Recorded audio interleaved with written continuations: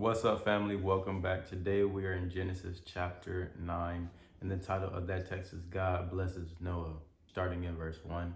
And God blessed Noah and his sons and said unto them, Be fruitful and multiply and replenish the earth. And the fear of you and the dread of you shall be upon every beast of the earth, upon every fowl of the air, upon all that moveth upon the earth, and upon all the fishes of the sea. Into your hand are they delivered. Verse 1 through 2. This blessing fortifies the parallels between Noah and Adam, as both blessings begin with the command to be fruitful and multiply and replenish the earth. However, in Noah's day, the blessed is altered. Mankind is to take dominion over creation, but due to the presence of sin, the harmony that existed in the Garden of Eden had ended. Now animals were filled with the fear and dread of humans. Every moving thing that liveth shall be meat for you, even as the green herbs have I given you all things. Verse 3. The original dietary regulations given to Adam and Eve were now expanded. Animal protein would join the green herb within the human diet. The phrase every moving thing can be understood to refer to small animals on land or sea, but here it means every living creature. Israelites would later be limited to eating only clean animals in Leviticus 11. But flesh with the life thereof, which is the blood thereof, shall ye not eat. Verse 4. God required Noah and his offspring to drain the lifeblood from any animal before eating it. This guideline would be expanded and clarified in Israel's Sinai law code in Leviticus chapter 7, verse 26 through 27.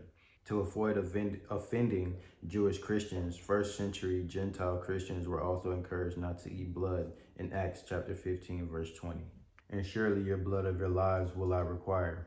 At the hand of every beast I will require it, and at the hand of man, and at the hand of every man's brother will I require the life of man.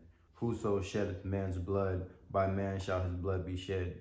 For in the image of God he made man. Verse 5 through 6. Because in the image of God made he man, the taking of a human life being either an animal or another person was not treated like the death of an animal. Every beast or man who killed another human being, his own blood would be shed by man as a just punishment. And you be fruitful and multiply and bring forth abundantly in the earth and multiply therein. Verse 7. God's blessing of humanity in Noah's day begins and ends with the command to be fruitful and multiply. And God spake unto Noah and to his sons with him, saying, And I, behold, I establish my covenant with you and with your seed after you, and with every living creature that is with you, of the fowl, of the cattle, and of every beast of the earth with you, from all that go out of the ark, to every beast of the earth, and I will establish my covenant with you. Neither shall all flesh be cut off any more by the waters of a flood, neither shall there any more be a flood to destroy the earth. Verse 8 through 11. These verses are the formal conclusion of the covenant first mentioned in chapter 6, verse 18.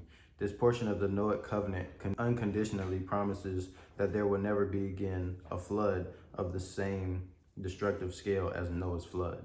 And God said, This is the token of the covenant which I make between me and you and every living creature that is with you for perpetual generations. I do set my bow in the cloud, and it shall be for a token of a covenant between me and the earth. And it shall come to pass when I bring a cloud over the earth, that the bow shall be seen in the cloud, and I will remember my covenant which is between me and you and every living creature of all flesh. And the water shall no more become a flood to destroy all flesh. And the bow shall be in the cloud, and I will look upon it, that I may remember the everlasting covenant between God and every living creature of all flesh that is upon the earth. And God said unto Noah, This is the token of the covenant which I have established between me and all flesh that is upon the earth. And the sons of Noah that went forth of the ark were Shem, Ham, and Japheth. And Ham is the father of Canaan. These are the three sons of Noah, and of them was the whole earth overspread. Verse 12 through 17. Accompanying the covenant was a visible token of the agreement between God and the earth that would continue for perpetual generations. God's bow in the cloud represented his promise that he would never again send a flood to destroy all flesh. This covenant is one of three in the Bible that were accompanied by a sign. The other signs were circumcision in Genesis chapter 17, verse 11, and the Shabbat in Exodus chapter 31, verse 16 through 17. And Noah began to be a husbandman, and he planted a vineyard. And he drank of the wine and was drunken, and he was uncovered within his tent. Verse 21.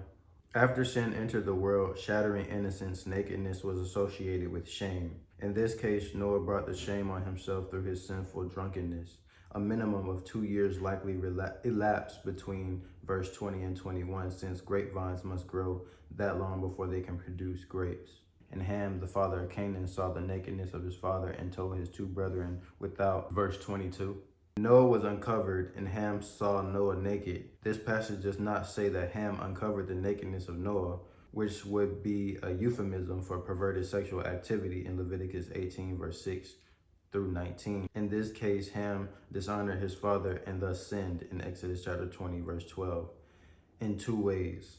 First, he dishonored his father by staring at his nakedness in Habakkuk 2:15. Second, he increased both his sin and his father's shame by reporting his father's condition to others. And Shem and Japheth took a garment and laid it upon both their shoulders and went backward and covered the nakedness of their father, and their faces were backward, and they saw not their father's nakedness. Verse 23. Shem and Japheth demonstrated their nobler natures by reacting to their father's condition far differently from Ham. First, they did not look upon their father's shameful condition. Second, they covered the nakedness of their father, thus ending his shame. And Noah awoke with his wine and knew what his younger son had done unto him. And he said, Cursed be Canaan, a servant of servants shall he be unto his brethren. And he said, Blessed be the Lord God of Shem, and Canaan shall be his servant. God shall enlarge Japheth, and he shall dwell in the tents of Shem, and Canaan shall be his servant. Verse 24 through 27. When Noah knew what his younger son had done, he placed a curse on Ham's son, Canaan, who would be the lowest of slaves unto his brethren, that is, the slave of the descendants of Shem and Japheth. The curse on Canaan had prophetic implications. In later centuries, the Canaanites, the descendants of Canaan, were pressed into slavery by the Israelites in Joshua chapter 17, verse 13. This curse does not refer to the descendants of Ham who settled in Africa.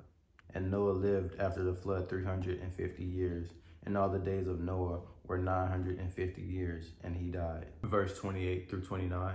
Noah's 950 years mark him as the third oldest human in biblical history, behind Methuselah 969 years and Jared 962 years.